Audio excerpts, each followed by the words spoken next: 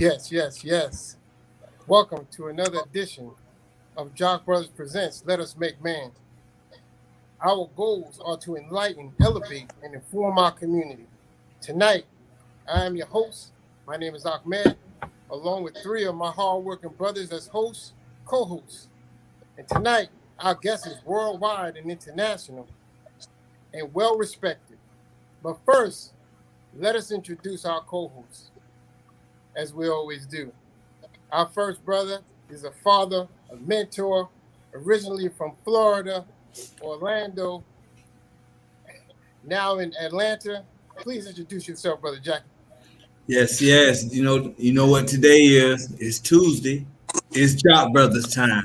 Welcome to another edition of JAKQ Brothers Presents Let Us Make Man. We're happy to have you today. We got a wonderful, wonderful guest speaking with us today, or well-traveled man, international man. So definitely, if you have any questions, go to our Facebook page, go to our YouTube page, and put your questions up. This is going to be a barn burner. Yes, yes. Assalamu alaikum. Yes, sir. Thank you, Brother Jackie.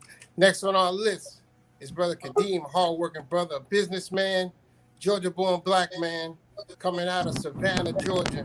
He's a father, a mentor, and also he was Ambassador of Love. He won the award for Ambassador of Love. Please, brother, introduce yourself. Assalamu alaikum. Welcome to another edition of JAKQ Brothers Present Let Us Make Man. Ahmed already told you, I'm your brother Kadeem Amir Muhammad.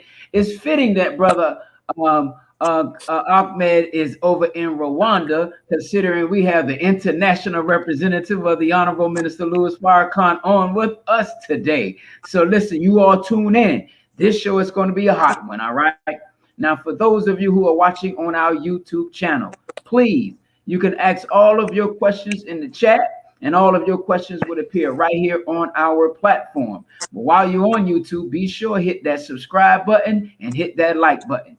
For everyone looking on Facebook, now we will strive really hard to monitor our Facebook pages, but if you put your question in Facebook and we happen to be seeing it, we would definitely ask our brother your question. So listen, it's Tuesday. You ain't got nothing to do. Who cares about the NBA? Listen, this is JAKQ Brothers. Let us make man. Ahmed, take it away. Yes, sir. Yes, sir. Thank you, brother. And our last co-host is our brother Kawi. He'll be joining us shortly. He's en route to his studio where he'll be coming to us live. So just be patient. Now, let's continue on as we introduce our guest. He is a world traveler, worldwide known and respected. He is the author of Africa and the World Revisited, which is a compilation of 68 articles written by him, his own writing, as he traveled over 44 African countries. Please, let us introduce. And if you have any questions, please ask your questions, take notes. This is a time for you to learn about Africa. This is a time for you to learn about your people, where you're from, where your people come from. So ask questions and please tune in and be very intuitive into what's going on tonight. Please let us introduce our brother, the international representative of the Nation of Islam, Minister Akbar Muhammad, with a warm round of applause. JAKQ Brothers style. Thank you, brother Minister Akbar, for joining on with us tonight. Thank you. Can you hear me? Am I okay? Yes, sir. Yes, well, thank you for having me. Oh, yes, sir. I'm sorry. Go right ahead. Go right ahead. No, we just wanted to thank you for coming on with us tonight. We have so much to ask you, but for our listening audience, those who don't know you, those who may not have been familiar with your travels, could you please give us a brief introduction of yourself and your travels and your accolades? Thank you. Thank you. In the name of Allah, the Beneficent, the Merciful, I bear witness there is no God but Allah, and I bear witness that Muhammad is his messenger. I want to greet everyone in the audience, those who are Muslims and non-Muslims. Even though you may not be a Muslim, surely you know the greetings of Assalamu alaikum, unless you've been living in a cave for the last 40 years. Come on now. But I want to thank you very much. And I'm here, yes, international representative for Minister Louis Farrakhan in the Nation of Islam. And if it were not for Minister Farrakhan, I would have not seen the world, been around the world 3 times, visiting 154 countries and 44 more on the African continent. So I thank Allah for him, and I thank Allah for him allowing me to help him in the capacity that he allows me to serve him in. So I just wanted to say that. And my brothers, this is, I love the show that you invited me on, because you know my passion is Africa.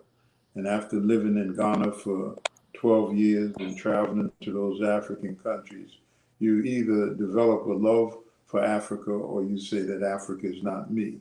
And many brothers and sisters come to Africa. One of my brothers, he moved, brought him a trailer and moved everything to Africa. He stayed 6 months. And then one day I saw him, he said, I'm packing up, I'm leaving. And because Africa wasn't for him. It's a nice trip.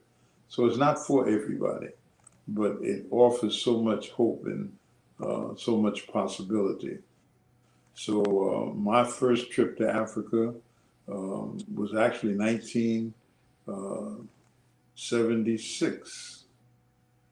Just want to get the dates right. I went to Algeria. My first trip was to Algeria. And I'll never forget it, because I got off the plane and I got down and I kissed the ground, and the guard, you know, was beckoning me to get up. And I didn't have a visa in my passport. In some countries with an American passport, you can get a visa upon landing. And I went to Algeria, but it was at the time that the Algerian government was having a problem with the Black Panther Party brothers. They invited them to come there, but there was some internal dynamics that came up, and they were asking most of them to leave. And it was a Muslim country, you know. It's a place where they don't let alcohol flow freely. And some of the brothers, you know, had to have their wine and alcohol. And so they were, whichever way they got it in. And so they thought I had come there from America as one of the runaway brothers from the U.S. government, and, you know, wanted to get to Algeria to be with the rest of my brothers and sisters. So they told me I had to get back on that plane and go back to Zurich, and that I was not welcome there. I didn't have a visa, number one, and the other problems. So that was my first country on the African continent.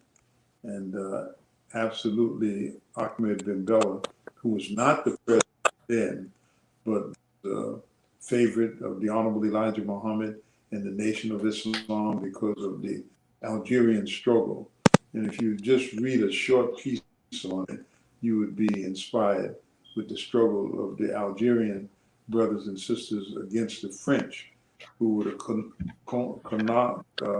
colonizers of that tremendously large and rich country. And we were fortunate enough through Kwame Ture to meet him and have him to speak by a phone connection at Our Savior's Day, one of Our Savior's Day in Rebuilding in Chicago. And he had a translator. And whenever Minister Farrakhan would go to Libya, and he would come from Libya, he would come to Libya, and he always enjoyed his long talks with Minister Farrakhan.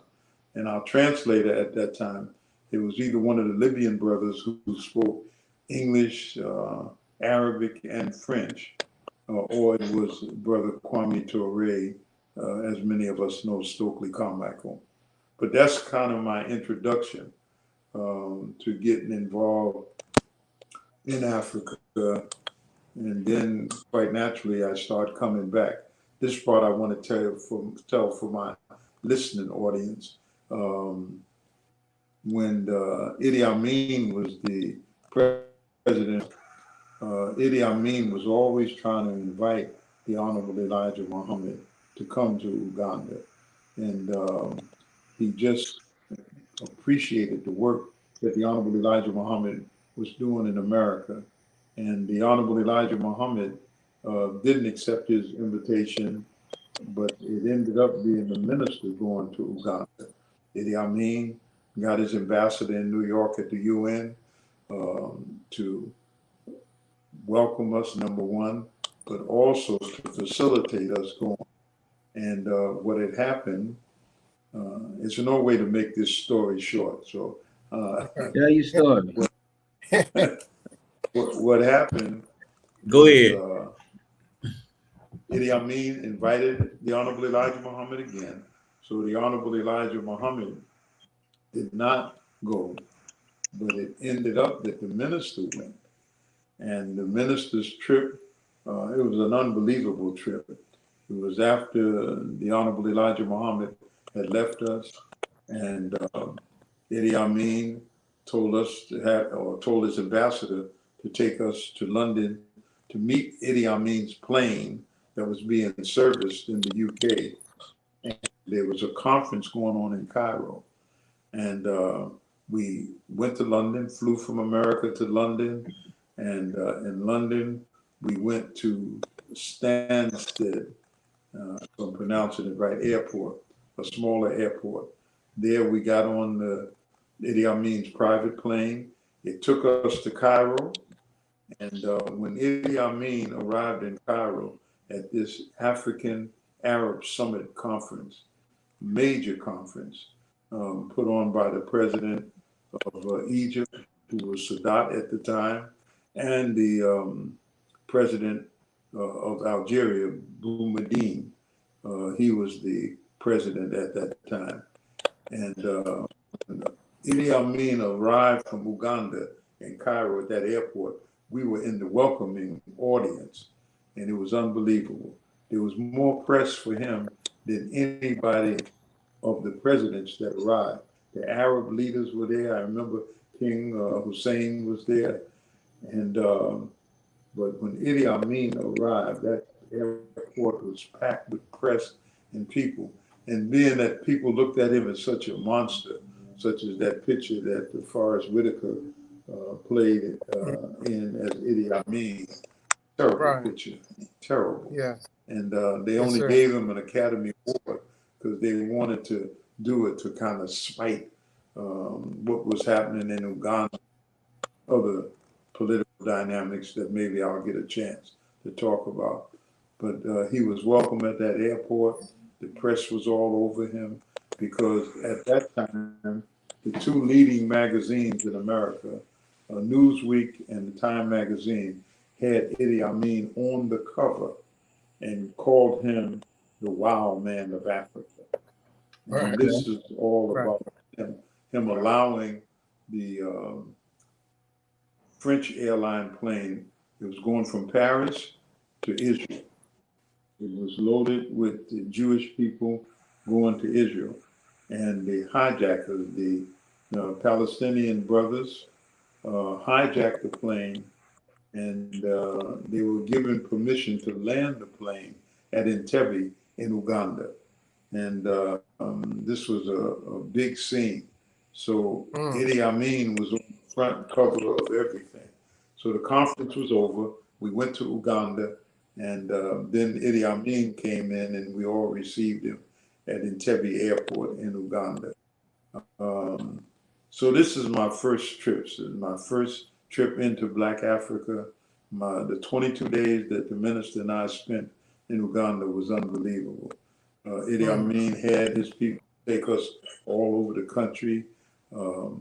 Some of the highlights, and for our brothers and sisters viewing it today, some of the highlights was there was a group of people in Cholis and the Langis. They lived north of the capital. The capital is Kampala. the airport is in Tebby. Yes, And sir. asked the minister to go up and speak to his people up there. And the minister, through two languages, the people spoke their local language, Choli and Langi, and the national language in Uganda was Swahili. So the brothers had to speak from their local language to Swahili and to English. And the minister had to go through that. And it's unfortunate that we didn't have a recorder. I recorded some of it on the cassette tape, but the minister spoke to those brothers. He tore up the place. People were shouting. And when he finished, he said to me, he called me Aziz at that time. That was my name. He says, Aziz, this shows us that the language of the Honorable Elijah Muhammad is the language that touches the souls and the hearts of our people. So I don't know how I got to that long answer, what the question was, but we can continue. Thank you. Sir. Bro, Minister, right now I'm in Tanzania. So I started a journey about a week ago to Rwanda, and then I stopped in Brussels, then I went to Rwanda, and then I went to Dar es Salaam, and now I'm in Tanzania. And everywhere I went, I stopped by the museums just to see. Okay, hold up 1 second. That's right. Hold on. I just wanted to back up a little. You went to Rwanda first, right? Before you went to Tanzania? Yes, sir. Okay. Did you see Sister Rita and the other sisters there in Rwanda? No, sir. Not yet. Not yet. You didn't? Okay. Yeah, one of the former captains from the West Coast. She lives in Rwanda. She's on her way back to America right now for 2 weeks. And there's another Muslim family that moved to Rwanda. Rwanda is a unique country. It's one of the 10 African countries I have not visited. You know, there's 54 of them, and that's one of them. And inshallah, my next trip to the continent, I plan to go there.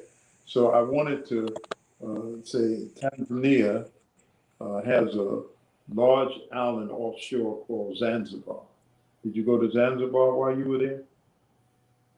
I'm in Zanzibar now. I stopped in Dar es Salaam. Now I'm in Zanzibar. Yes, sir. Okay. Did you see Brother Earl? No, sir. We have a Muslim. You don't know any Muslims over there, brother. Get him right, Akbar. You're just there. I want to. I'm going to read off. We're going to digress for a minute, but if you're in Zanzibar, one beautiful place. I first went there in 1986, and I'm telling you, I fell in love with Zanzibar. And then some of the heroic strugglers in the liberation struggle came from Zanzibar. There was a brother named Babu, Muhammad Babu, and he was from Zanzibar. Zanzibar hooked up a good relationship with China. And then there were other people that went to Zanzibar and helped them with their struggle. They were struggling against the people from Oman, but it's an unbelievable history. So if you're in Zanzibar, drink it in. And I will give you Brother Earl's phone number. I called him tonight to look at this program. He's been my assistant for a while and travel, but y'all should hook up. And there's another Muslim family there. And I just want to say this. I wrote a list of where followers of the Honorable Elijah Muhammad are scattered that I know of. There's others that I don't know because of this kind of feeling that we should start leaving America. And just looking at what's happening in America, I'm with that 100%. The Honorable Elijah Muhammad told us that separation was the key. And you can talk separation, but you got to work on it. And people are doing it. They didn't call the minister, brother minister, can I go to Zanzibar? Right. They decided they wanted to go and see a part of Africa and look at places. And I'm going to talk about those countries. But before I went on, I'm just going to read this quickly. Brother Earl, who is a FOI from Las Vegas and Rialto, California, those are the two mosques that he attended. He's in Zanzibar. He married a sister from there. And he was supposed to go get married, bring the sister back, and continue to be my assistant. But he got married, and he found something that he liked, not only his wife, but the country itself. So Earl, if you listen, I understand. You're still my brother. I know you. I'm out of here right now. Then in Rwanda, we have Sister Rita's former captain from the West Coast. And Sister Rita loves to travel. She's traveled tremendously. She's a teacher. And she'll be in America for a couple of weeks. She's leaving either today or tomorrow. And she's in Rwanda, which the beautiful country, and we can talk about.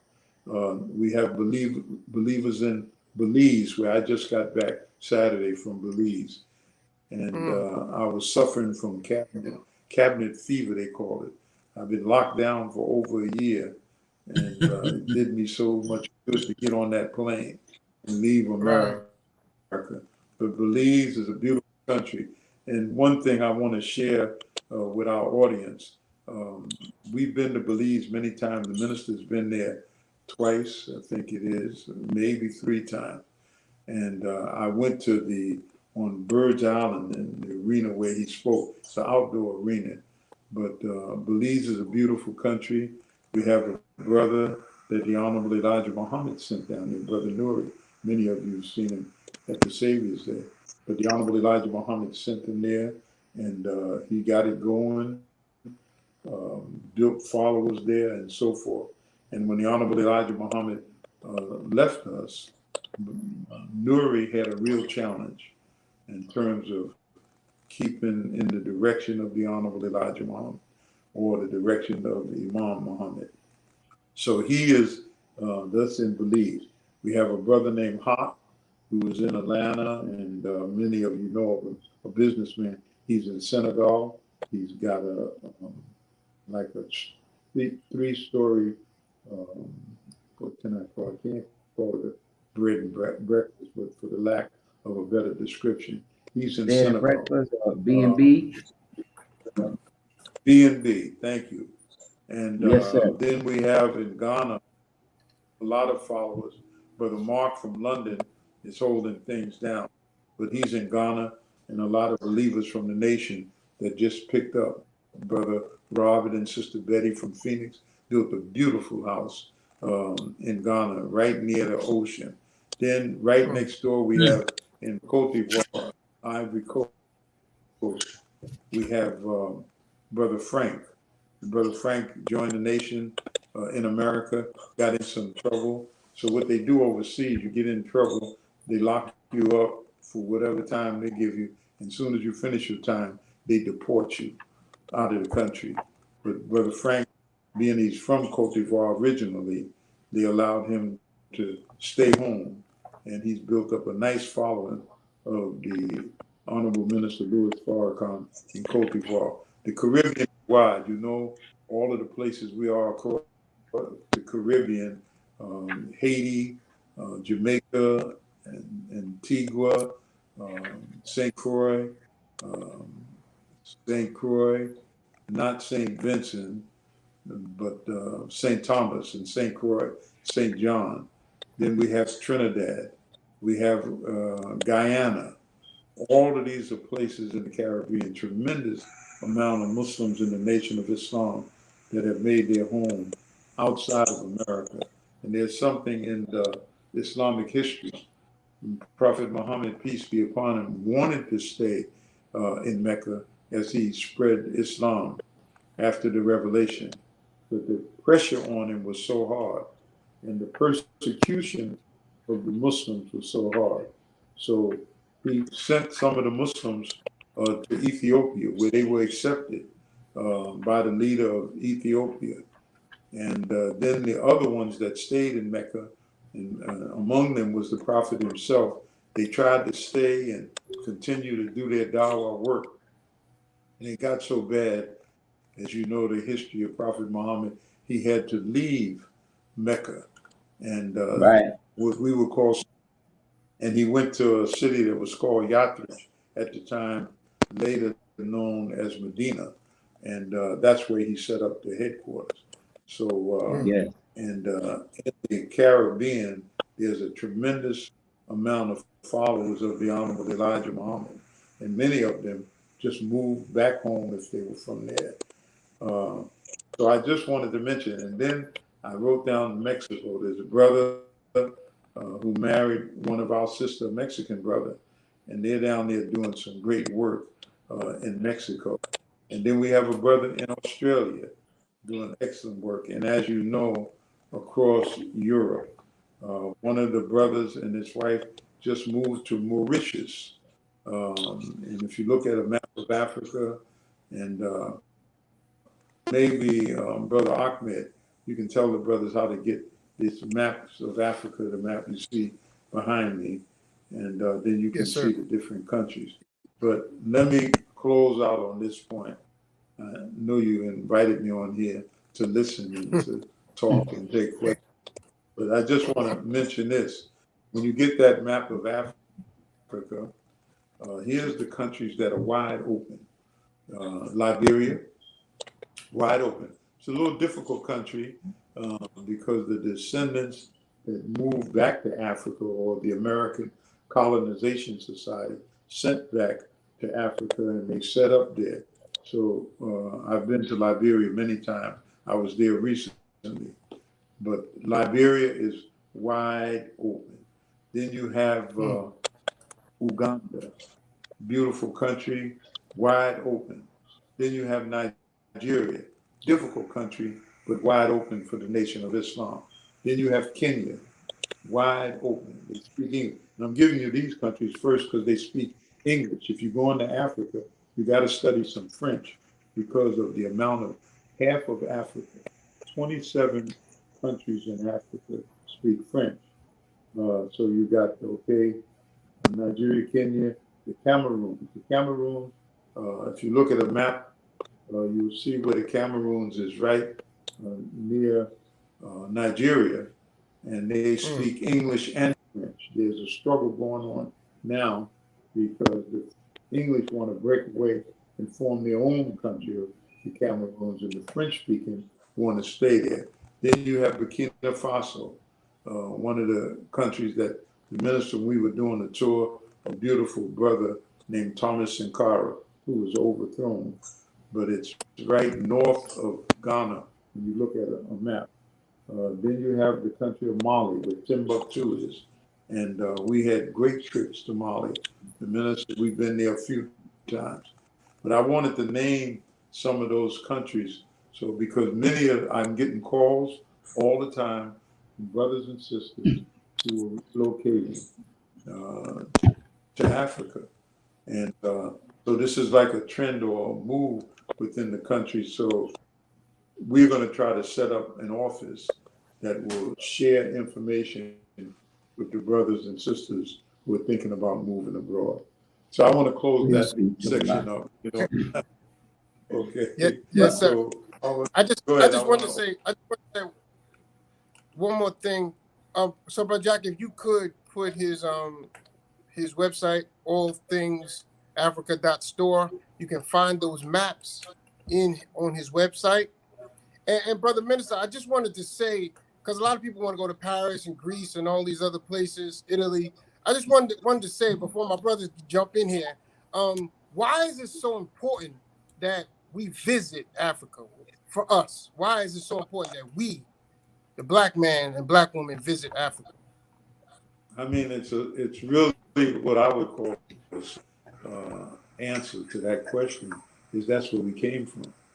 If you notice, all of the presidents that go into office and other people who become political leaders or religious leaders, they find out where their people came from and they visit there. We're the only people that we came from the continent of Africa. You don't have to try to figure it out. You just look at us. But why is it that there's no desire to go to the continent that you came from, and you would rather go to the slave masters continent? You want to go to London and Paris and Italy, and Germany and Spain. You know, that's what you want. You want to go on to Barcelona and all of that. So you want to go to the home of the people who colonized you instead of going to take a look at the home and step on the soil that gave birth to you and your family. So why they want to go? Because the lack of knowledge. They don't have a knowledge of self. Once you get a knowledge of self, you shred that completely. You say, if I'm going to make my first travel and I got limited resources overseas, then let me plant my feet on African soil. That's right. That's right. Brother Minister Akbar, Assalamu alaikum. Walaikum salam. And before I ask my question, Brother Minister Jamil told me to tell you, you look good, and it looked like the trip did you a world of good. So I want to make sure I deliver that message to you, brother. Yeah, thank you, brother Jamil. Kadeem, I just wanted to throw this in there. It's allthingsafrica.store. Allthingsafrica.store. Praise be to Allah.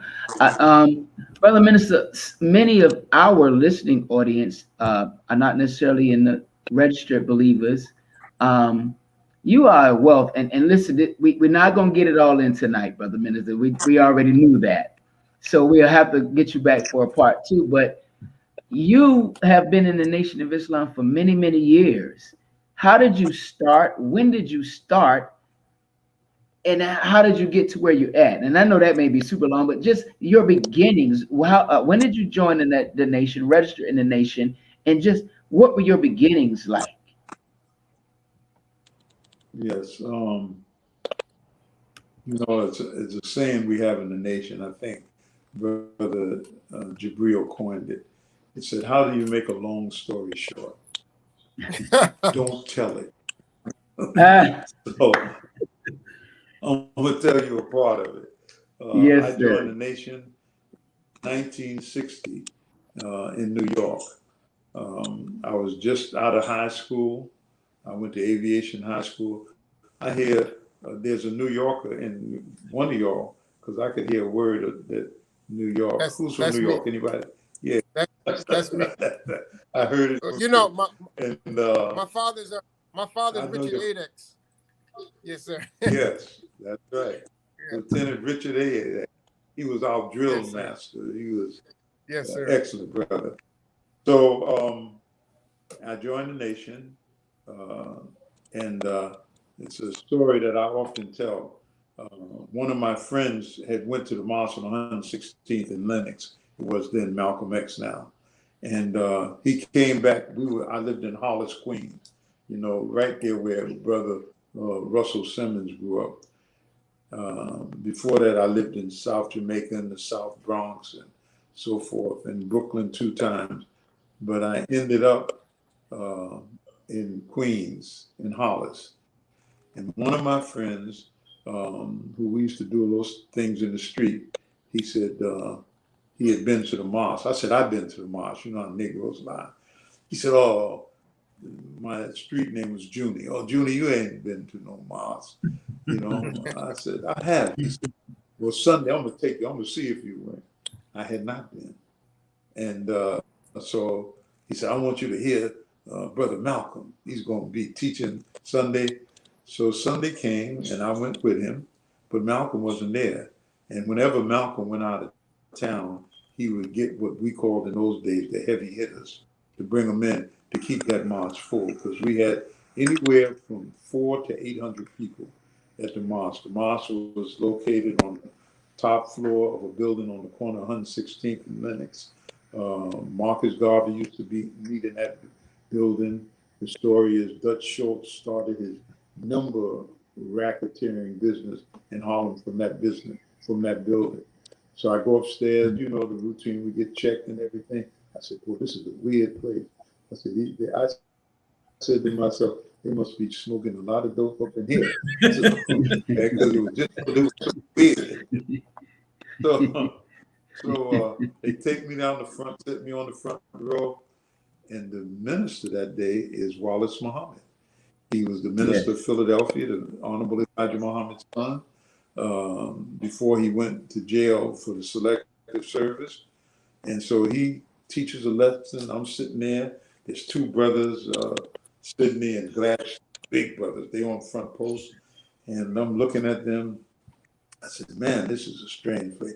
I don't know what he taught, but I do know at the end, he said, how many of you are bold enough, brave enough to come and follow the Honorable Elijah Muhammad, and change your life? He went through the whole thing. I had no intentions of getting up.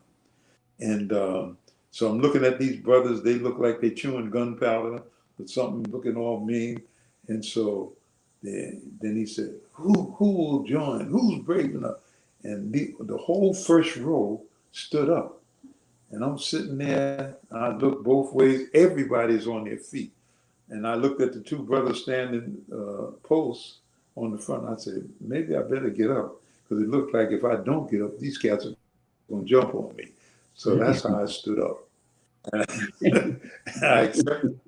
I went to the back, shook their hand. They explained the letter to me, and I was in it. Next week, I went around my way in the Hollis, and I told all the brothers, I'm going to take you all uptown. And I got a wake-up call from one of my brothers, named Billy. He said, look, Junie, that's your thing. That ain't necessarily our thing. And it was like a wake-up call for me. And they did go with me to the mosque. Nobody accepted. And they say, you do your thing, we do our thing. And that's how I joined the nation. Then I start going and, rolling into it. And I never forget a brother I used to work with. I can remember his name to this day, Jimmy Wiggins.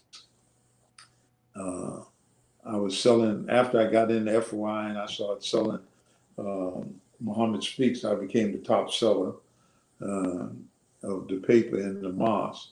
And I had, my secret weapon was downtown, Wall Street and like 34th Street in there. I used to go down and get on those corners.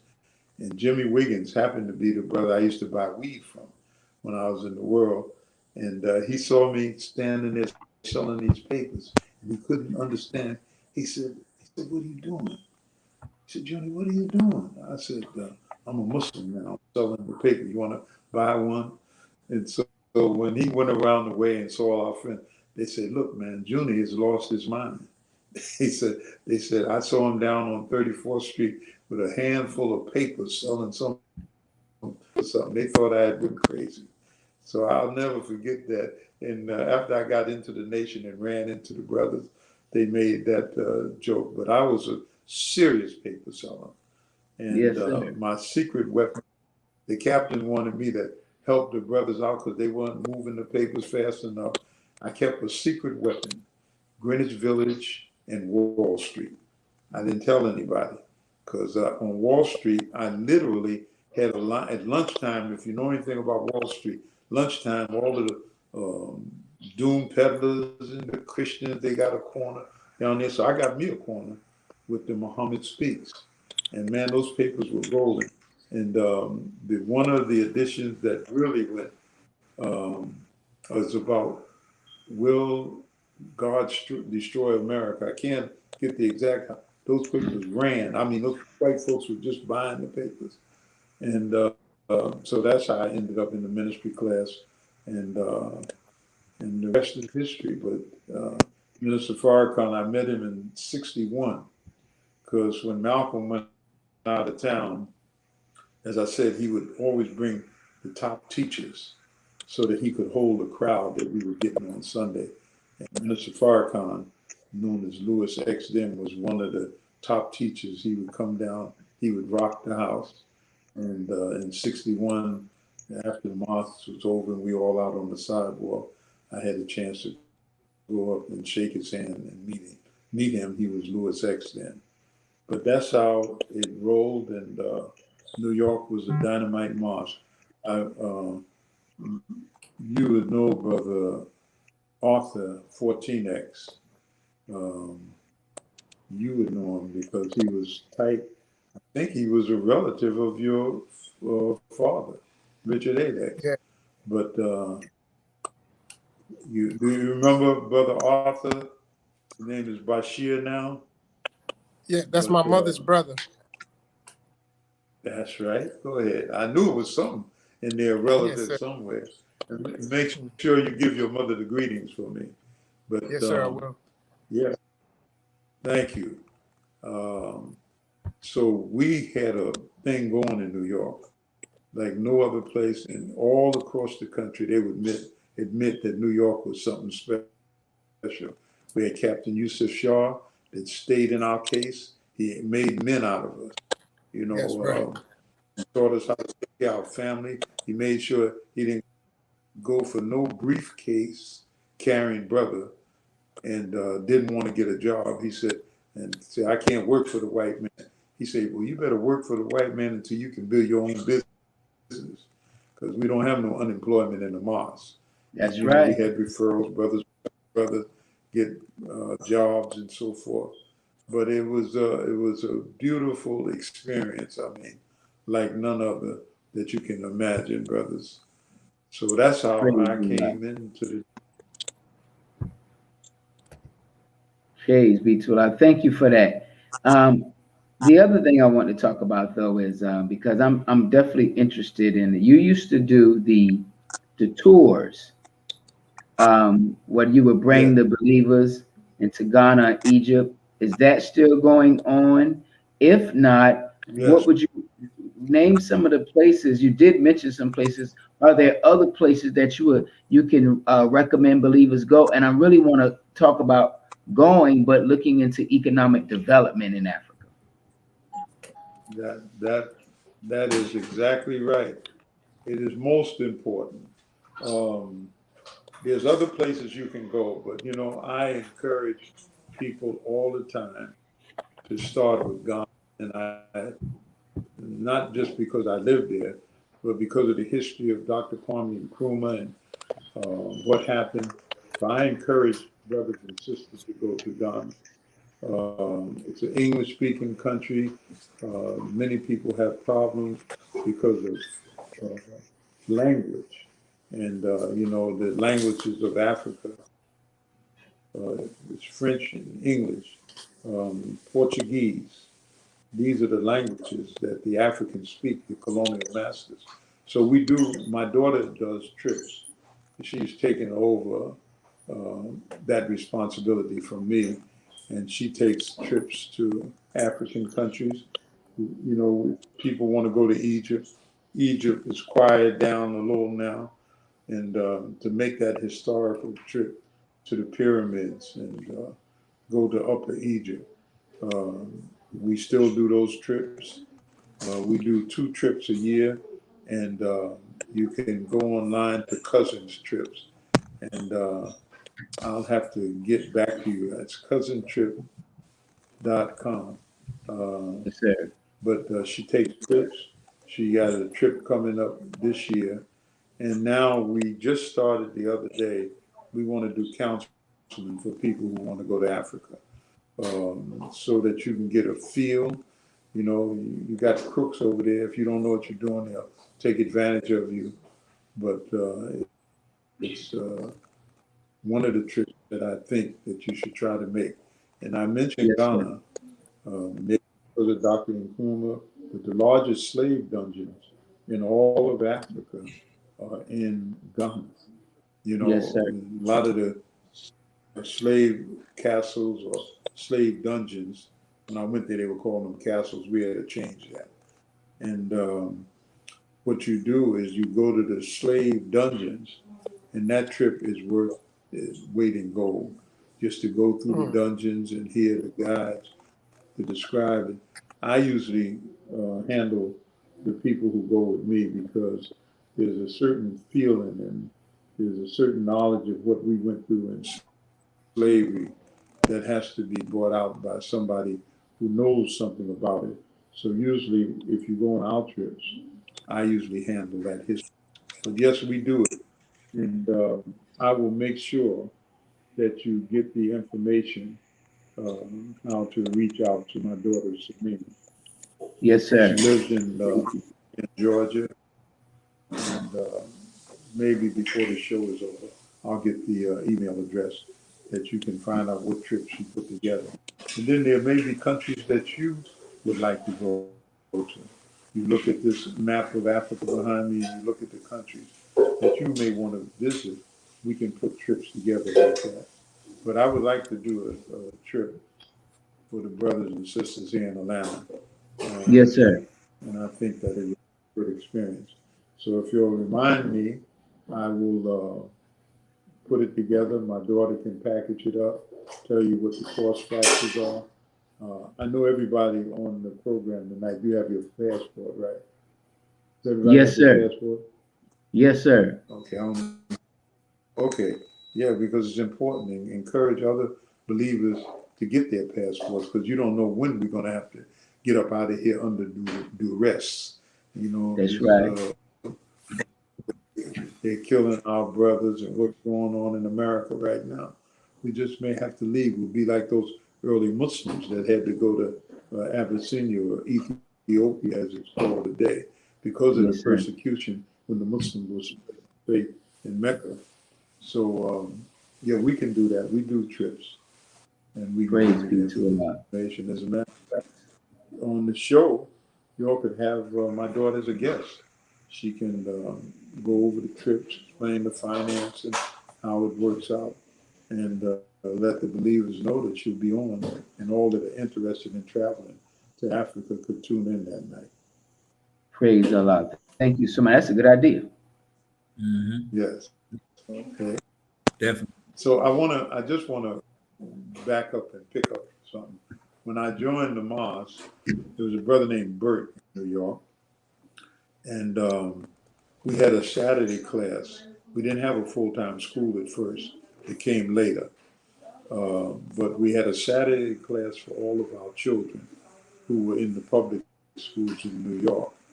And I got involved in helping to teach the Saturday class.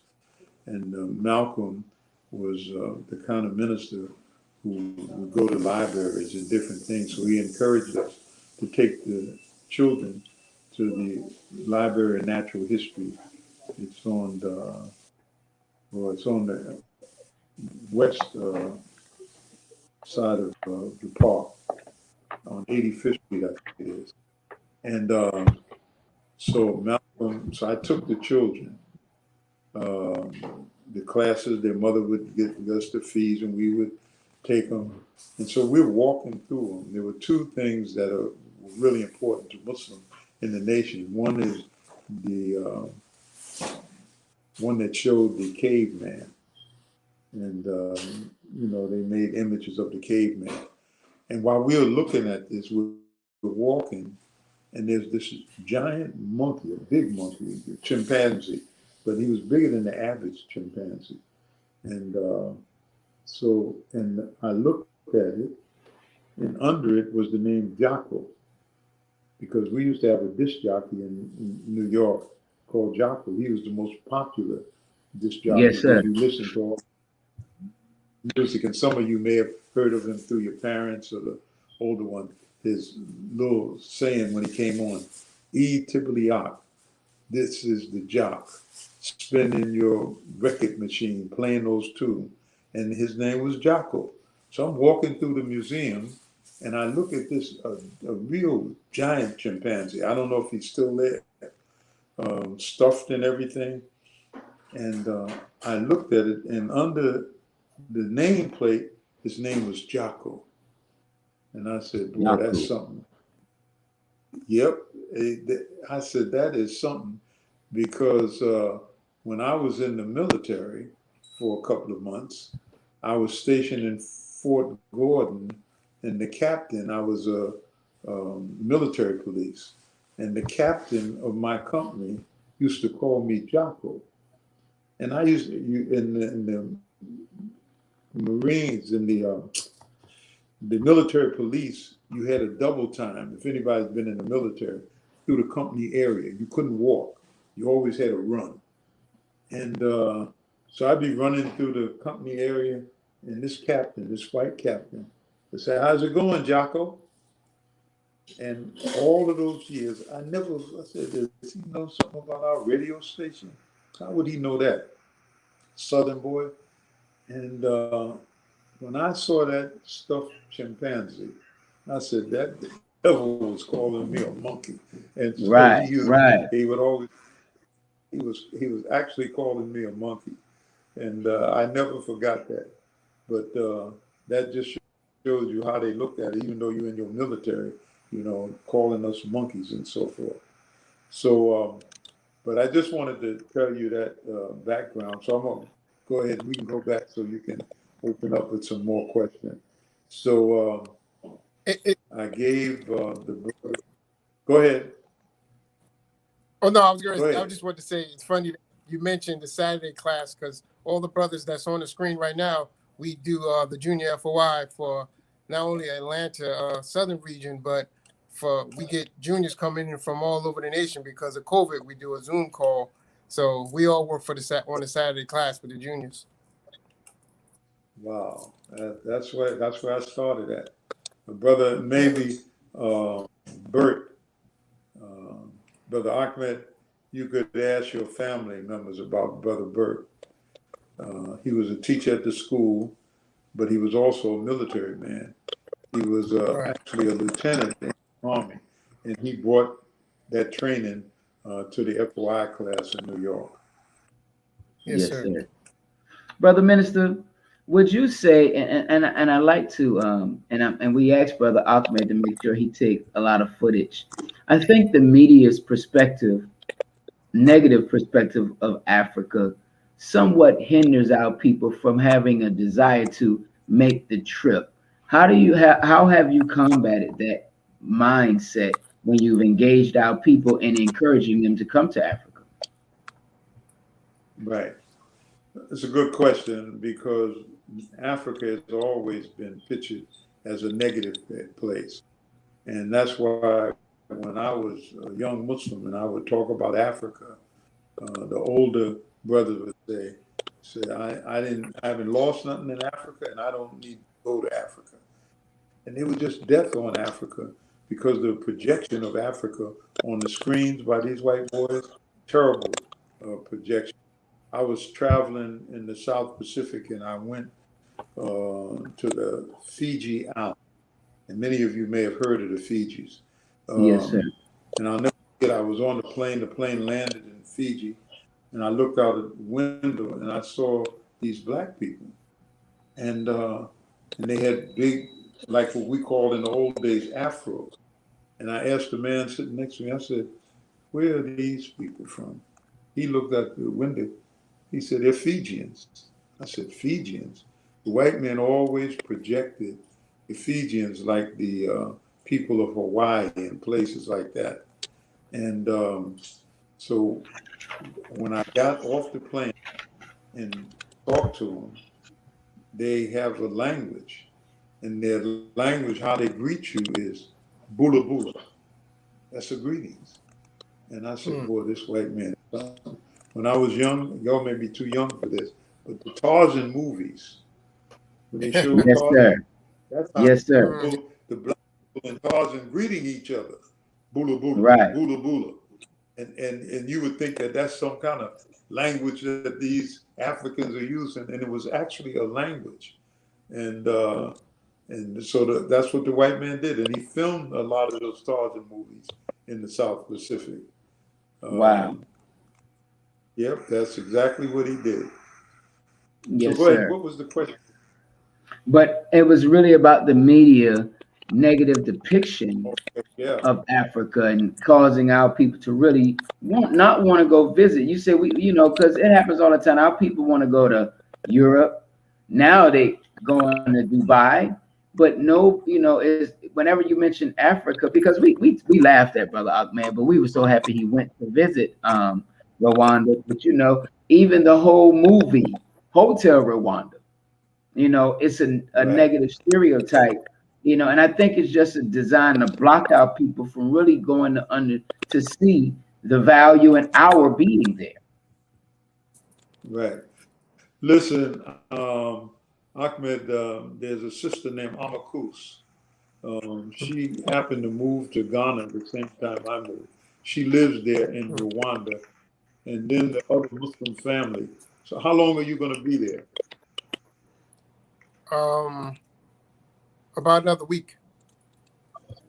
About another week. Okay, so Yes, sir. we have to make are you on WhatsApp? Yes, sir. Okay. And get my phone number from someone, and I will put you in touch with Sister Rita and the other Muslim family that's living there. Okay. Yes, You sir. see how clean the streets are there and everything? I mean, it's different from anywhere else you go.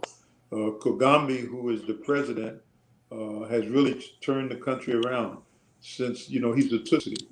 And that fight and that terrible killing of people was between the Hutus and the Tutsis. The Tutsi was tall one, and he has made a difference for that country.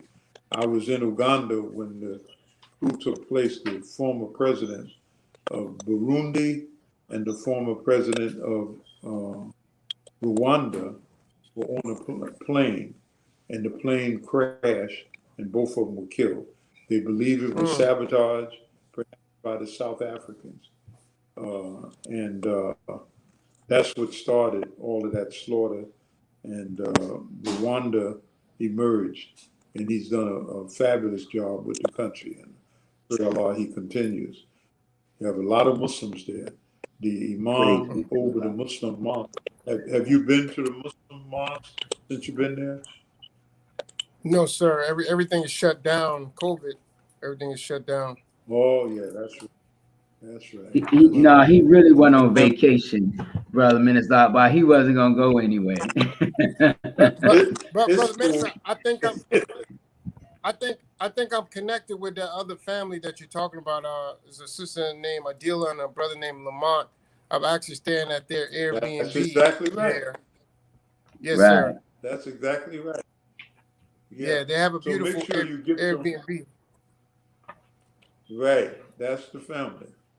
And make sure you spend some time with them, and they can absolutely show you around, and from a Muslim perspective, while you're there. Okay. Yes, sir. We're gonna do our commercial, brothers, real fast, because this is gonna be some good conversation. Okay, go right ahead.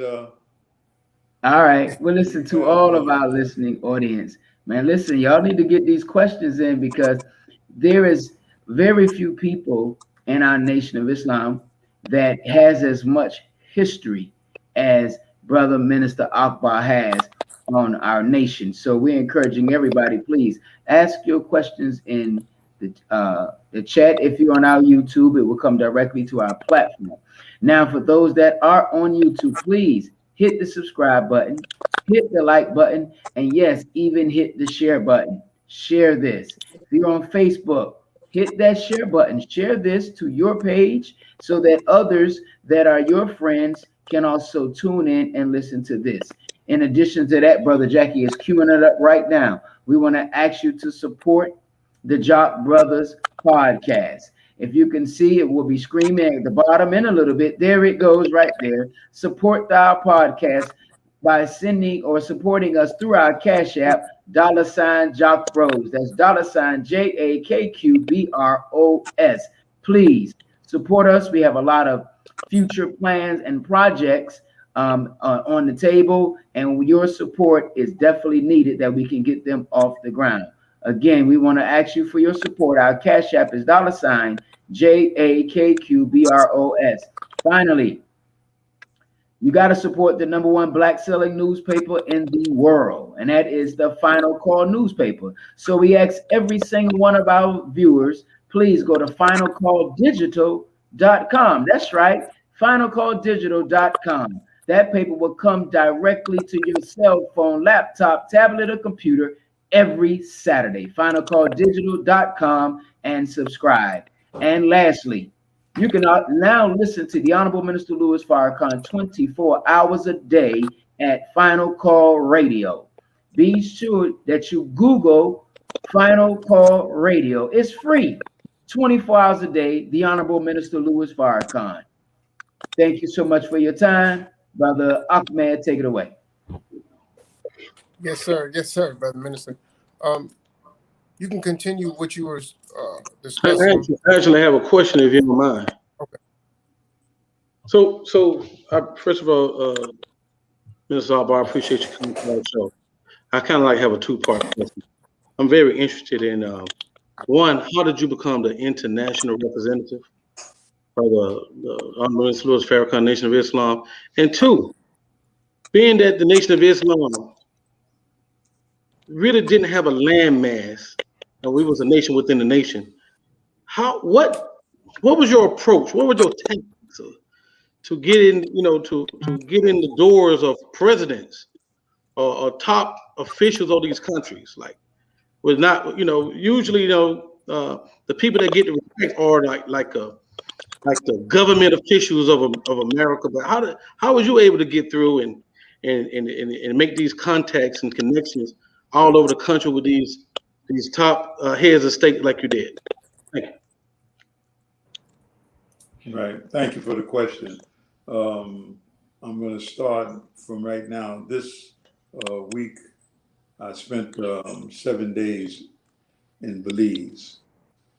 And because of the work of the Honorable Minister Louis Farrakhan in the Caribbean, I mean, he was not the president when the minister was in Belize the last 2 times he was there, but the minister's name is so widely known. And so when I go to a country and the brothers who hosted me to get in, they send a note to the president's office that Minister Farrakhan's international representative is in the country, and we would like for him to pay a courtesy call on you. And once those presidents hear the minister's name, basically the doors open. I had a difficult time when we did the world tour because I had to go to England and go to all of the embassies of the countries that I wanted to go to. So somebody would say, well, why don't you just do that in America? They got embassies in Washington, D.C., all of them, and go there and make the arrangements for the minister to visit the head of state. But the embassies in America were subject to the propaganda of these haters about Minister Farrakhan. So if I go to that embassy to see the ambassador, he's subject to all of the madness that they put in the press in America. So don't have an open door to make arrangements for the minister. So I had literally a brother, Brian, if he's listening tonight, we had to go to England and go to the embassies in England in order to get visas for our whole delegation, as well as make arrangements for the minister to meet with the president. So that's how it came about. And then after the Million Man March, the minister was known in places that people didn't know him before. But that march woke them up, and when they heard him, they were honored to have him in their country and to speak to the people and meet with the head of state. Praise be to Allah. You're muted, Brother Ahmed. Yeah, Brother Minister, part to Kawhi's question, Brother Kawhi's question, because while I'm traveling in these different countries, I look back at the Nation of Islam being its own independent nation, having its own flag. Could you speak on that? Because we like to deal with the religious part of it, the military part, but to look at the Nation of Islam as being its own independent nation. Could you speak on that? Right. Well, the words of the Honorable Elijah Muhammad about we should have our own nation. Separation is the key. So it's more than words. We have to make it, and just like your travel, Ahmed, you're going to come back to America. Let me digress one thing. What route did you take to get to Rwanda? I went from I went from DC to Brussels, and then Brussels to Rwanda. Right. To Kigali. Yeah, okay. Okay. Kigali, excuse me. I'm sorry. The Honorable Elijah. Go ahead. No, You I were going said to say I would just something? no, you corrected me when you said Kigali, and I was just agreeing with you. Yes, sir. Okay. The Honorable Elijah Muhammad, even from the time of Marcus Garvey, there's a letter that the Master Fard Muhammad wrote to the Honorable Elijah Muhammad. And in that letter, I was blessed to see it, the original copy. In that letter, he talked about mentioning Marcus Garvey in his speeches, telling the Honorable Elijah Muhammad. And Marcus Garvey was beckoning our people to Africa, though he never went to Africa himself. But he knew that we were not going to make it here, and we had to prepare to go somewhere else. And so separation is in the mix. Now, I said that because brothers like you who travel, now you're traveling and you're going to some more countries before you come back. And when you're traveling, keep an eye open. I wonder how it would be if we settled here. Could we make it here? Botswana and Namibia are two of the countries. I don't know how long you're going to be in Africa, but if you go back, you have to look at it. There's only 2 million people in Namibia. 2 million. And look at the African map. At that same address that we were talking about ordering the book, you can order the African map.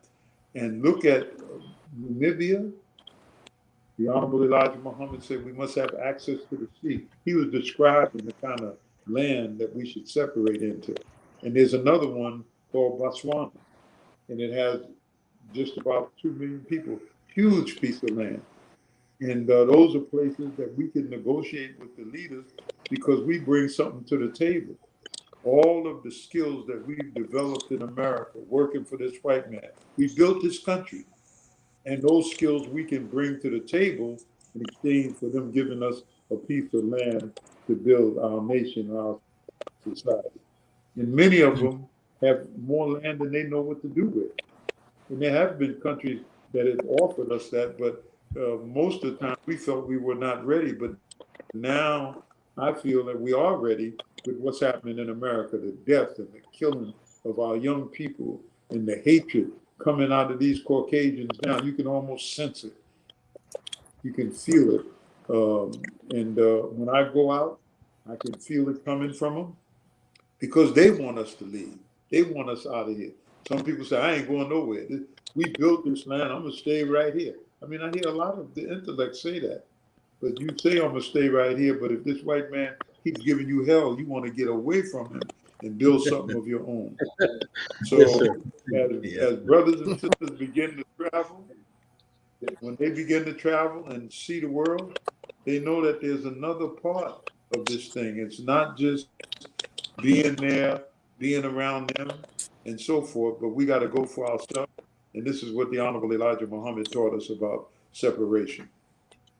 So Minister Akbar, there's a couple of nice questions coming up real soon, but I want to ask a quick question.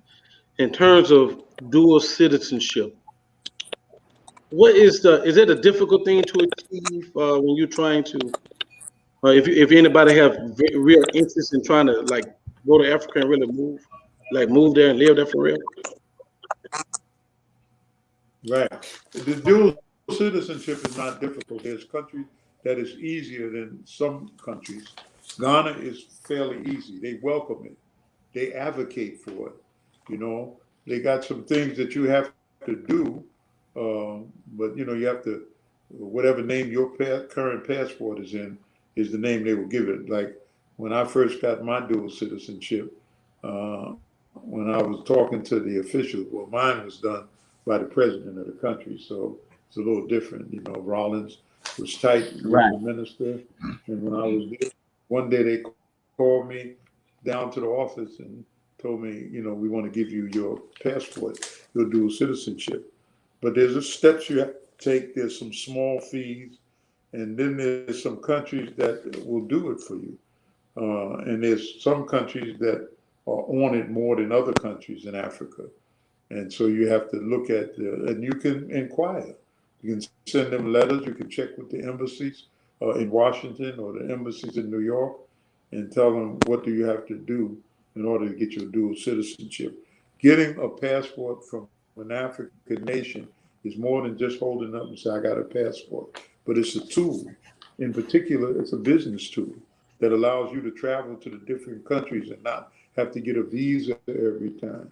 So you use it to move your movement around Africa. With an American passport, just about all the countries, you got to get a visa. How long does it take to get the visa, the money to get it, and so forth. But if you have dual citizenship, you can move freely across Africa. Praise Allah. It was a good question from one of our audience members, Minister Carlos. He suggested to us that we ask you, how did you end up going to Egypt and Mecca in 1977, and how that led to the minister rebuilding the Nation of Islam? Right. Well, I first went to Mecca in 1976. And then when we ended up going together at that conference that I mentioned to you earlier. By the way, let me digress and give greetings to my brother Carlos, and I thank you for all that you did to help me during Ramadan. And I pray Allah that we can get together, and we should do a show together on one of these platforms, Brother Carlos, and with your knowledge of the history of the nation. And believers would like to know that and hear that. Let's set it up for Let this me show. go back to the point. Praise Allah. We went circumstances. We were going to the African Arab Conference, and we went to Uganda, and I must tell this whole story sometime when I come on. Minister Farrakhan was trying to play Malcolm in a film script that James Baldwin had written, and James Baldwin fell out with Columbia, and James Baldwin and Alex Haley told the minister that if we could raise the money, we could make the Malcolm film ourselves, and it would fly. I mean, it would sell. And so they asked the minister, did he have any contacts? He said, I might have one, because he had went to Uganda, and Amin was looking for ways to help us. So we went back to Uganda, and a couple of days before we left, we met with Idi Amin. We discussed it with him, and Idi Amin said, I'll never forget it, in the called the Government House in Entebbe. And so what happened was the minister put the question on him and said that we want to do the film, but we need the money, we need some help. And so he said that I don't have the money. This is Amin talking to us, because we're trying to do some rebuilding now. But I got a friend. And he picked up the phone, called Brother Gaddafi, told Brother Gaddafi about the project, and asked Gaddafi would he see Minister Farrakhan and discuss it with him. And Gaddafi told him, yes, send him to Libya. And so when we got to Libya, circumstances that I'll tell it another time, but that's a long story. We missed the plane because the driver showed up late. Yes, sir. We talked to some of Gaddafi's helpers, and then the conference was opening in Mecca, the first Islamic educational conference. And so we left Libya, went to that conference, and we made Umrah, and the minister met with some of the leaders, especially those over the universities throughout the Muslim world, had some talk about Imam Muhammad and where the minister wanted to go. But that's basically how it came about. It was an unbelievable trip. Dr. Suleiman Yang met us there, and Ahmed Tutunji that started the World Muslim League.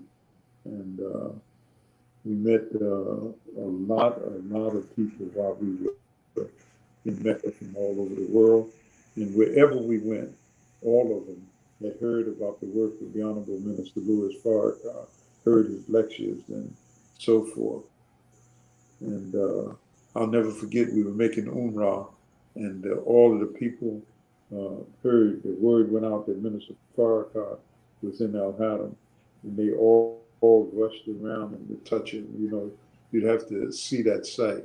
You would say Yes, every sir. corner of the Muslim world, minister was known and loved and respected.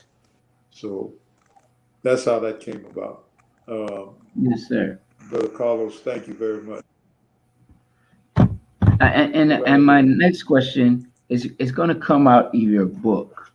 And you raised a good question in the chapter, and I think it's relevant today. But if you could speak on it, you talked about, can Africa help America solve its prison problem? If so, my question to you from that chapter: if so, how? Number one is by all of these brothers locked up in prison, doing 25 and 30 years, and they got skills.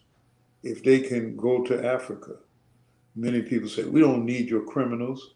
They're criminal by circumstance. They weren't born criminals. They're men and women. And what they need is a new lease on life, a new reality that they can build. Minister Farrakhan mentioned it in Torchlight for America. We Yes, were in sir. New Orleans conference, and it came up that, and I wrote about it a few times, and it's an opportunity. These brothers would welcome an opportunity to build a new reality for themselves and use their skills to help in Africa. And instead of them rotting in jail and then going back into crime in the streets and drugs and alcohol and dysfunctional families, Africa offers a new hope for them. And that's why I'd like to see many of the brothers visit Africa. As I said earlier in the program, Africa is not for everybody, but some brothers can go and find their niche. And that's the way we feel that Africa can be helpful to the problem of prisoners in America. Pretty much the same way Brits, opened their prisons and allowed them to come to the New World to help build America. That's right. Praise, that's an example. It was praise be prisoners. to They went to the prison and they asked the prisoners, and that's how many of them started. They were prisoners and they got here. And the same thing happened in Tasmania, Australia, because they had all of these prisoners and they wanted to do something with them. So they let them go to this new barren land that they found and gave them a new lease on life. And I think that we need to talk about it. And some brothers may hesitate, they're not sure, but would you rather rot in jail for 50 years or 25 years instead of going somewhere where you can build a new reality if these people accept you? And they need the help. They need your expertise, your teachers, your skilled carpenters, your electricians, your doctors, lawyers, engineers. They need the skills that you have in order that they can build their countries and build their people. Yes, sir. And I think that's very important. I really wish more of our people, Brother Minister, would take the time out to visit Africa, and go to your website. We could put the website back up, Brother Jackie, and buy the maps and learn all about Africa. We're so quick to want to go to Europe. Now the big thing is Dubai, and everybody runs from our motherland, So I think that's very important that we be able to do that. Have you seen, since the passing of our brother Jerry Rollins, the change in leadership in Ghana, has our relationship been the same? The new leadership, our relationship in the Nation of Islam, or has it changed? Well, our relationship with parties, the parties that we're talking about, the two main parties that run Ghana, our relationship was with the PNDC, That's the party of Rollins. He founded the party, and because of his love of the minister and respect for the nation, we have a niche there. They're not in office now, and the NPP is in office now. We don't have the same level of relationship, though we have a relationship, and the president, Nana, has a respect for the nation for sure. You know, when he was the foreign minister under Kufuor, we talked about it. He always talked about he wanted to meet the minister in person, but he's the president of Ghana now. So I think that we have a way. There's no like hatred or antagonism, and we don't like them because they're the nation of Islam. That doesn't exist in Ghana like that. So there's an opportunity for us to do things in Ghana. Absolutely. Praise be to him. And I'm glad that relationship is definitely intact, because I know that was our base. That was our headquarters base, was Ghana. And so for many of us, I think that should be the gateway into Africa, is that we go to Ghana. Someone had asked earlier about the acres of land, 1 acre of land in Ghana for the single individuals and 3 acres for married or families. Is that still the case in Ghana? No. The root of that was there were a brother from America. He was from Detroit, Nana Akbar. He hooked up with some chiefs in the Volta region, actually. And he said that the chief said that if we would come, they would give us some land if we would develop it. I got involved only because people wanted to get land in Africa, and it was a way for people to move. But he didn't have the right to give away the land like that. And so it unfolded. There's still some people there that kept the land. They went on and paid the chief. I know 2 families did that. But you know, when people say they're giving you away free land, and land in Ghana always belongs to the country, to the people. That's why they have a system where you have it for 99 years with right to turn it over to family members, but the land always belongs to the country, you know, the land. So, but that doesn't exist anymore. And that's why when people go to Africa, they have to be careful, and they have to deal with people who they know, and not just somebody they meet in the hotel lobby and say, I can do this or do that for you. I got in my truck out there, I got 10 pounds of gold, I can sell it to you. You know, you just have to be careful. And hustling too. Because that's right. You really have to be. So all that glitters is not gold. So, and all assalamu alaikums don't mean that they're Muslims. So yes, sir. But, Brother Minister, yeah. one of the our guests asked the question, wanted to know, when are you going to release your book on the history of the Nation of Islam? It's a good question. When the question comes up, people grunt. But I worked on it, and I got a brother who is going to work with me, and I don't have much to do. It's just got to put it in order, and mostly all of the things I was telling you is in the book. And I'm asking Allah to keep me here long enough that I can finish it. And if Allah's will that I leave here, then I would put it in the hands of my family to finish it. There's a man called Les Payne. He brought a book out on Malcolm, and we knew him pretty well. And he died before he finished the book. And his daughter picked up the pieces, and she finished the book. I mean, I can't put my hand on it's on my bookshelf right now, but I hope Allah will give me the time that I can finish the book. Thank you for that question. Absolutely. Please be to Allah. I just want to mention that We gave out our email address, allthingsafrica.store. And the things that we have available, you can get. My book is on there, Maps of Africa, the African Day Name Deeds on there. You can get shea butter. We brought a load of shea butter in right before the pandemic hit. And I ordered a lot of Africa in the world. And then, we couldn't move around, the mosques were closed, there were no public events. So you can order those things online. And when you go online, my wife will send a list to you of all of the items that are available. And sisters who are listening, we have absolutely beautiful African prints. And she'll send you pictures of that and so forth. And I'll autograph the book. And I got one other question. Go ahead. From someone in the listening audience. It said, what does separation look like for 40 million Black people in America, the majority of which don't have the means to leave here?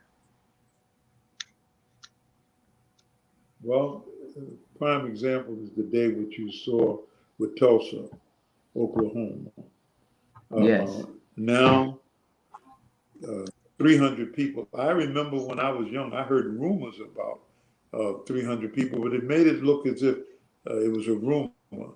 But now the government of the United States is going to have to step to the plate.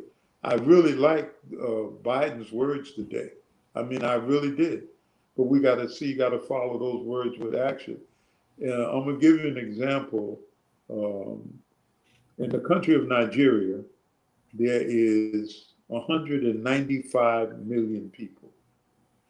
And if you look at the map, you'll see how big the country is. There are countries in Africa, such as the Cameroons, 34 million people. South Africa has over 50 million people, much more, maybe more than that right now. But there's land available for that 40 million people.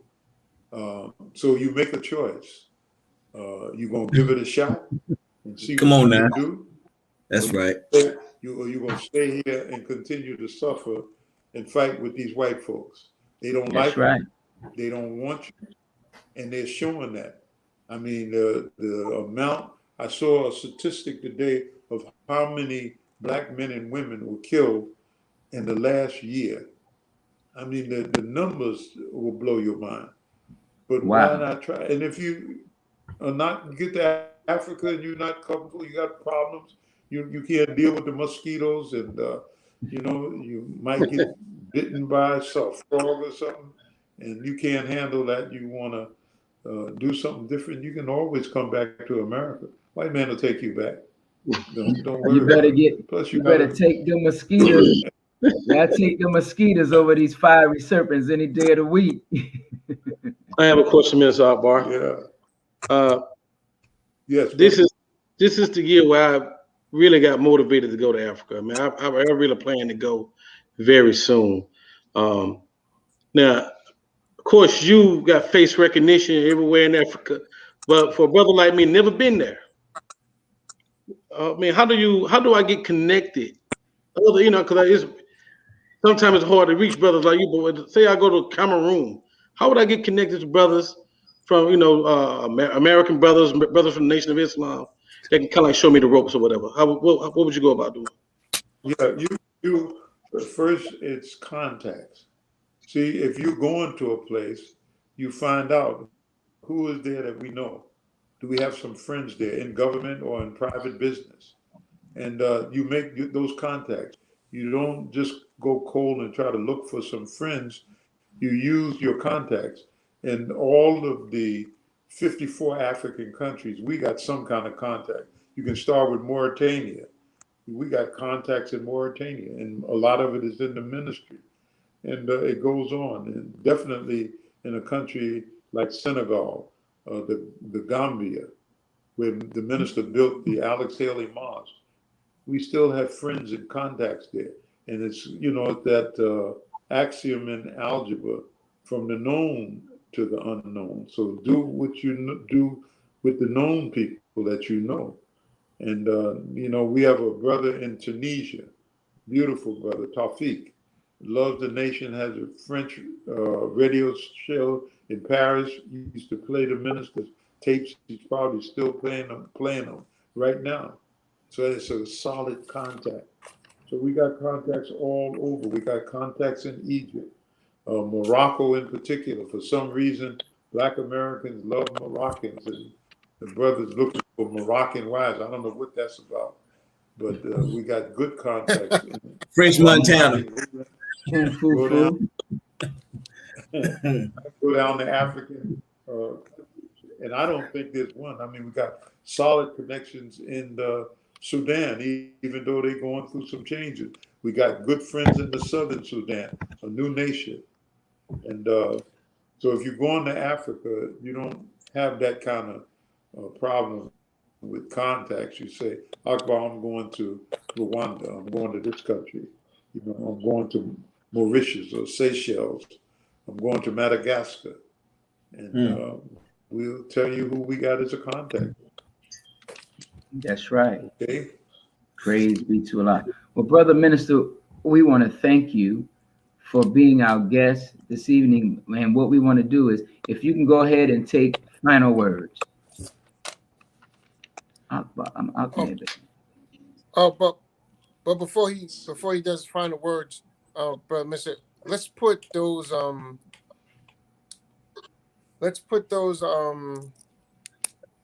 website, all things Africa.star, right? The websites, and also his daughter's website as well. And now, Brother Minister, yes, sir. Could you please give us a closing remarks? Okay. First, I want to say this. It's cousin trips for my daughter. www.cousintrips.com. Okay, that's for my daughter, and mine, you know, is allthingsafrica.store. Okay, you get the maps and the books and so forth. My closing words is that it takes groups of brothers who have some vision. And remember the famous words, even though the woman that came for, I have problems with it, but when somebody says something good, you can repeat it. It says, when you go to Africa, don't retreat, reload. You may have to come back to America, get yourself together, earn a little more money and put some things on side, and then go after it again, if that's your desire to do it. And I feel that Allah will bless you. We need it right now. We need it. Trust me that we need it. I was in the Caribbean looking around at Belize and looking at the potential of brothers from the nation, Haiti in particular. And please study language. You don't have to become a specialist. Learn some French. If you're going to go to Africa, Ghana is surrounded by French-speaking countries. Cote d'Ivoire, Togo, Benin, Burkina Faso. These are French-speaking countries that Ghana is surrounded by. And if you're going to travel throughout Africa, I would say learn those languages. Brother that really impressed me when Kwame Ture, Stokely Carmichael moved to Guinea, about 6 months, he was speaking French fluently. He said, I can't live here. Nobody here speaks English. So I got to speak French in order to communicate. So, but that's what I would advise you. And make a visit. Make a visit first. See if you get a feel. And Allah will bless you to feel. You know, some people go there and they feel it right away. This is me. I want to do this thing. And may Allah bless you. Praise Thank Allah. you, my brothers.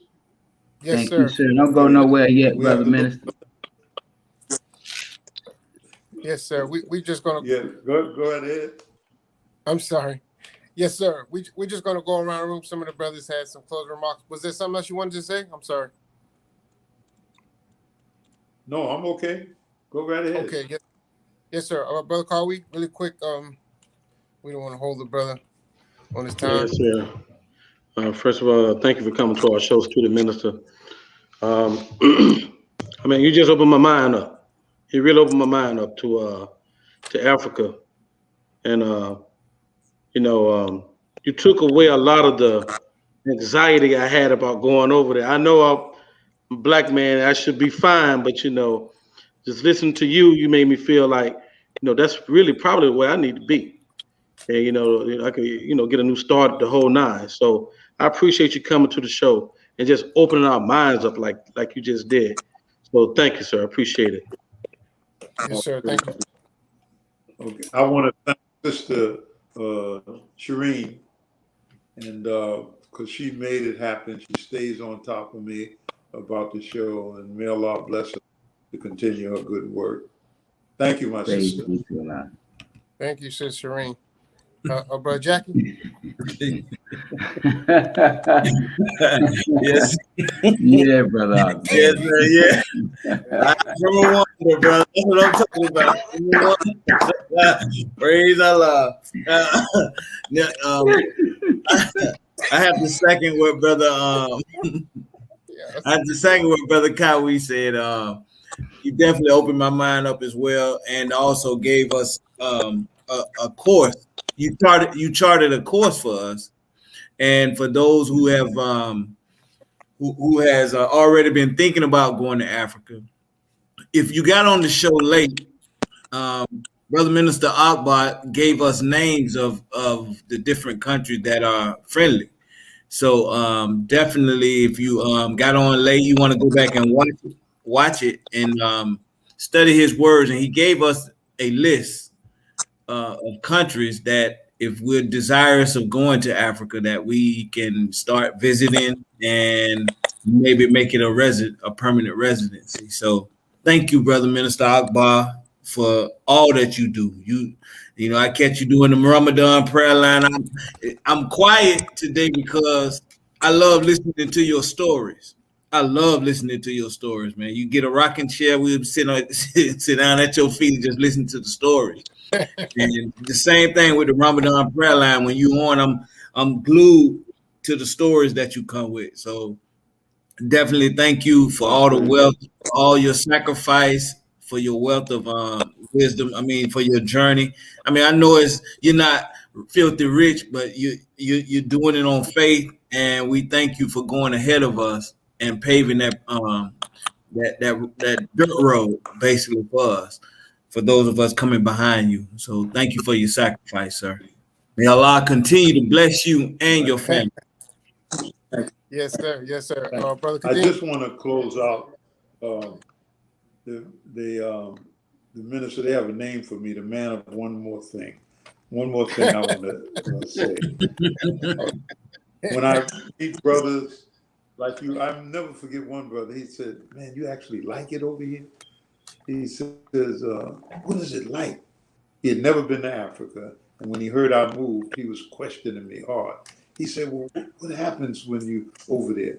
I said, when the plane lands, I take out my two swords, and as soon as I step out of the plane, there's a couple of snakes. I chop their heads off. Chop, chop.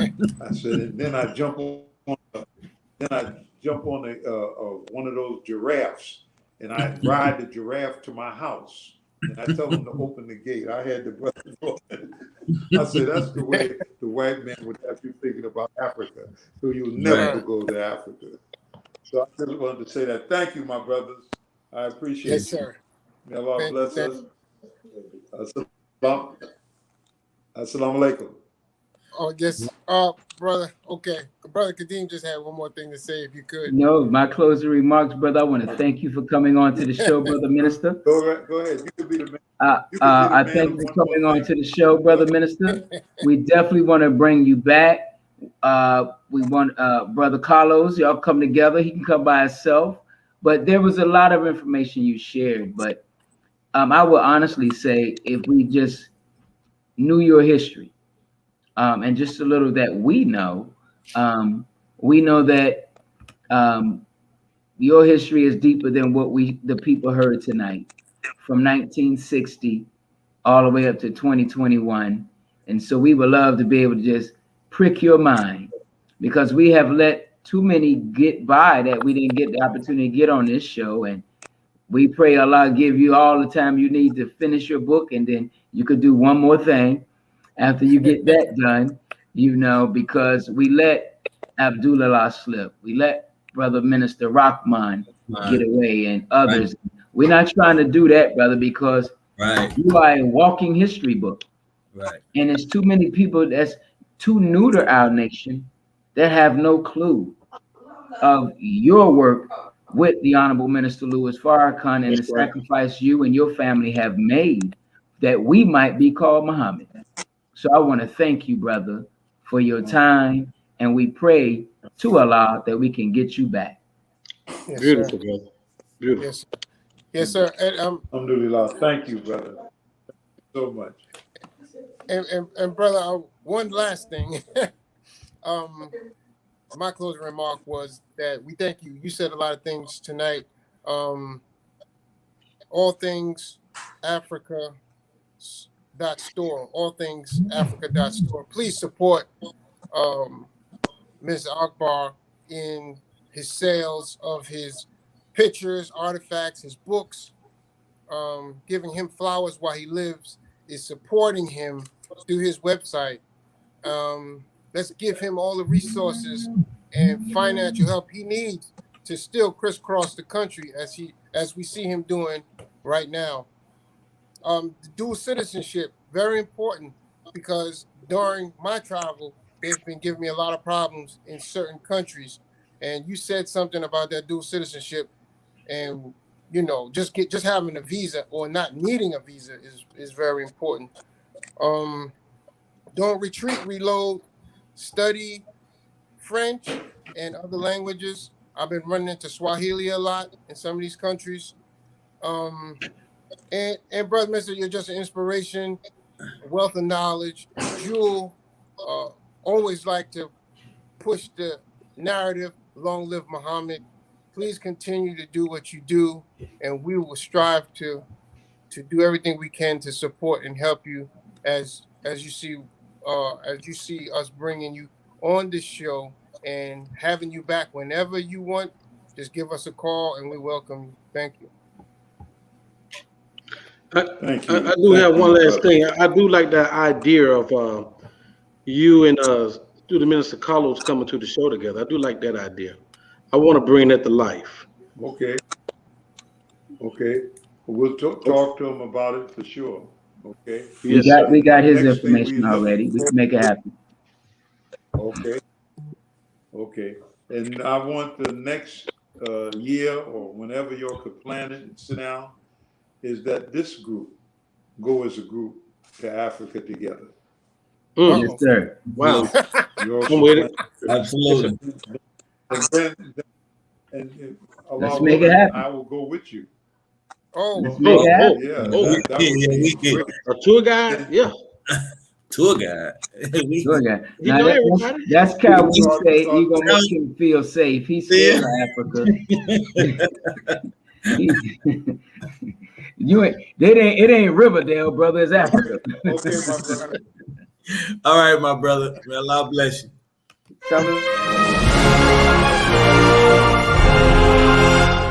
Love you, brother. Love you.